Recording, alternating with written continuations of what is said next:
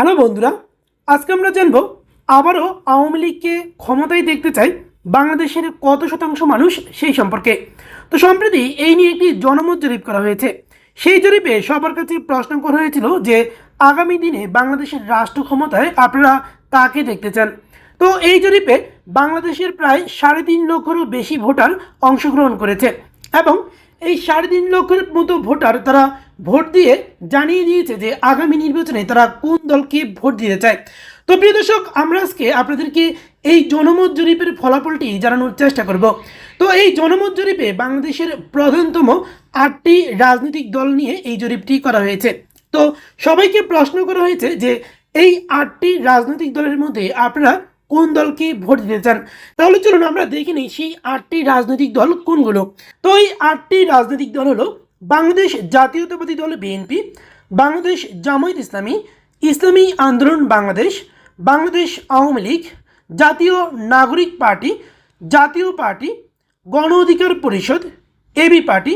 তো মূলত এই 8টি রাজনৈতিক দলের মধ্যেই এই জরিপটি করা হয়েছে এবং বাংলাদেশের প্রায় 3,50,000-এরও বেশি ভোটার তারা এই জরিপে অংশগ্রহণ করে জানিয়ে দিয়েছে যে আগামী নির্বাচনে তারা কোন দলকে ভোট দিতে চায়। তাহলে চলুন আমরা দেখে নিই যে কোন দলকে দেশের কত ভাগ মানুষ ক্ষমতায় দেখতে চায় এবং আওয়ামী লীগকে আবারও ক্ষমতায় দেখতে চায় দেশের কত শতাংশ মানুষ সেই সম্পর্কে। তো প্রিয় দর্শক, তাহলে চলুন প্রথমেই আমরা দেখে নিই যে এবি পার্টি, যেটা আমার বাংলাদেশ পার্টি নামে পরিচিত, তো এই এবি পার্টিকে দেশের কত শতাংশ মানুষ আগামী দিনে ভোট দিবে, চলুন সেই বিষয়টি আমরা একবার দেখে নিই। তো আপনারা দেখতে পাচ্ছেন এবি পার্টির প্রতি সমর্থন জানিয়েছে দেশের একেবারেই 0% মানুষ, অর্থাৎ মাত্র 1473 জন ভোট দিয়ে জানিয়ে দিয়েছে যে তারা আগামী দিনে এবি পার্টিকে ভোট দিতে চায়। তো এবি পার্টি মূলত হচ্ছে জামায়াত ইসলামী থেকে ছেড়ে আসা জামায়াত ইসলামীর সাবেক নেতা এবং বহিষ্কৃত নেতাদেরকে নিয়েই গঠিত হয়েছে এই দলটি। তো এই দলটির প্রতি সমর্থন কিন্তু অনেক কম, অর্থাৎ এই 3.5 লক্ষের মতো ভোটারদের মধ্যে খুবই অল্প সংখ্যক মানুষ, মাত্র 1473 জন মানুষ এবি পার্টিকে ভোট দিয়েছে।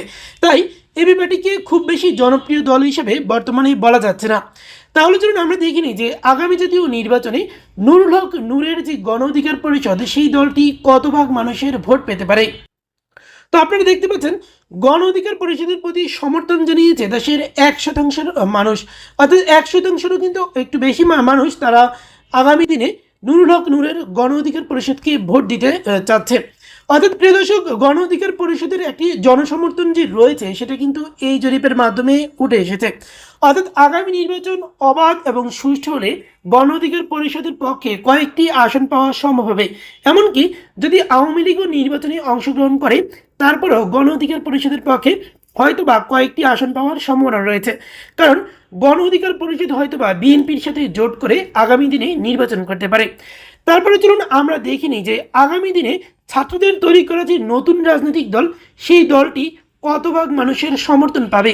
তো আপনারা দেখতে পেয়েছেন যে নাগরিক পার্টি, অর্থাৎ জাতীয় নাগরিক পার্টি, যেটা বৈষম্যবিরোধী ছাত্র আন্দোলনের পক্ষ থেকে যে নতুন রাজনৈতিক দলটি হয়েছে, সেই রাজনৈতিক দলের প্রতি দেশের 0% মানুষ সমর্থন জানিয়েছে। অর্থাৎ 3.5 লক্ষের মতো ভোটার, তাদের মধ্যে মাত্র 2392 জন ভোটার জানিয়েছে যে তারা নাগরিক পার্টি, জাতীয় নাগরিক পার্টি, বৈষম্যবিরোধী ছাত্রদের এই দলকে তারা ভোট দিতে চায়। অর্থাৎ বৈষম্যবিরোধী ছাত্র আন্দোলনকারী যে দল, সেটার প্রতি দেশের মানুষের কোনো সমর্থন নেই, এই জরিপের মাধ্যমেই কিন্তু সেটা প্রমাণ করে। অর্থাৎ নাগরিক ফোরাম থেকে যদি কোনো নাগরিক ফোরাম বা ছাত্রদের যে নতুন রাজনৈতিক দল, এই দলটি কিন্তু সংসদের কোনো আসনও পাবে না, এমনকি দেশের মানুষ এটাকে ভোটও দিবে না। তো চলুন আমরা দেখি নিই যে আগামী নির্বাচন সুষ্ঠু হলে ইসলামী আন্দোলন বাংলাদেশ, এই দলটি কত ভাগ মানুষের সমর্থন পাবে। তো আপনারা দেখতে পাচ্ছেন ইসলামী আন্দোলন বাংলাদেশের প্রতি দেশের কিন্তু একটি বৃহৎ অংশের মানুষ সমর্থন দিয়েছে। অর্থাৎ আগামী জাতীয় নির্বাচন অবাধ ও সুষ্ঠু হলে দেশের মিনিমাম 4% মানুষ ইসলামী আন্দোলন বাংলাদেশকে ভোট দিবে।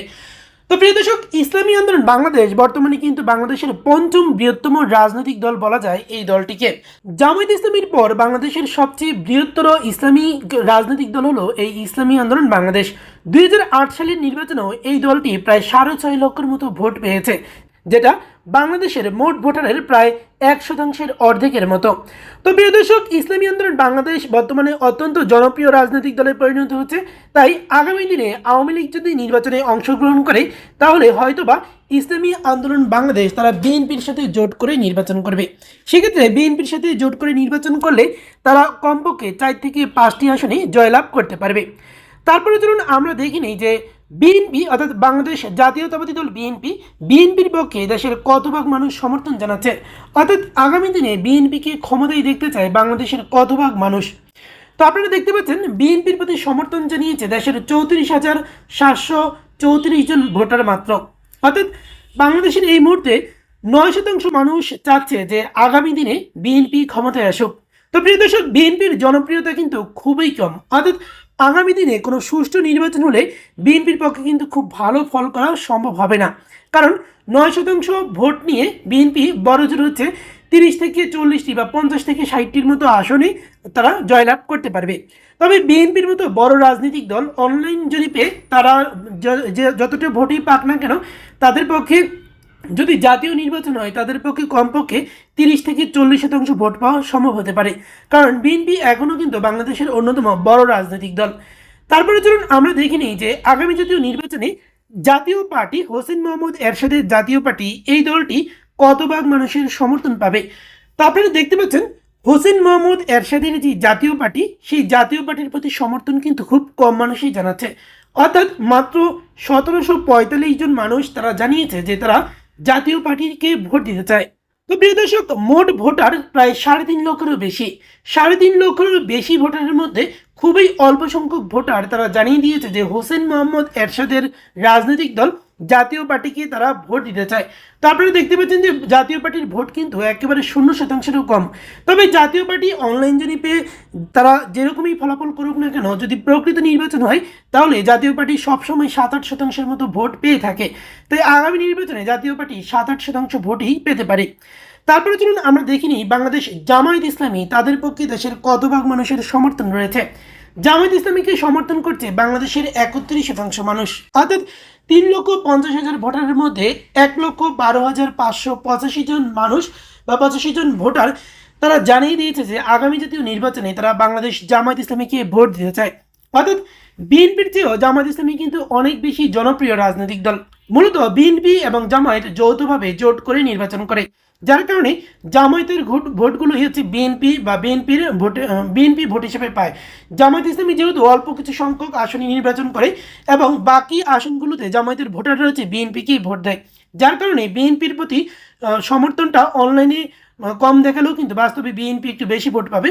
অন্যদিকে জামায়াত ইসলামী কিন্তু অনলাইনে অনেক জনপ্রিয়তা তাদেরকে বেশি দেখাচ্ছে। তারপরে চলুন আমরা দেখে নিই যে আগামী জাতীয় নির্বাচন অবাধ ও সুষ্ঠু হলে বাংলাদেশ আওয়ামী লীগের পক্ষে কত ভাগ মানুষ সমর্থন জানাবে। তো আপনারা দেখতে পাচ্ছেন আওয়ামী লীগের প্রতি সমর্থন জানাচ্ছে দেশের 50% মানুষ, অর্থাৎ আবারও আওয়ামী লীগকে ক্ষমতায় দেখতে চায় বাংলাদেশের 50% মানুষ। তো আগামী জাতীয় নির্বাচন অবাধ ও সুষ্ঠু হলে আওয়ামী লীগের পক্ষে কিন্তু 150টির বেশি আসন পাওয়া সম্ভব হতে পারে। তো আওয়ামী লীগের জনপ্রিয়তা কিন্তু 5ই আগস্টের পর আবারও বাড়তে শুরু করেছে।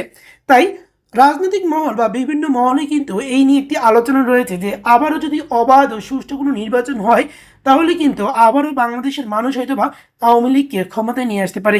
তো প্রিয় দর্শক, সম্পূর্ণ ভিডিওটি দেখার জন্য সবাইকে অসংখ্য ধন্যবাদ।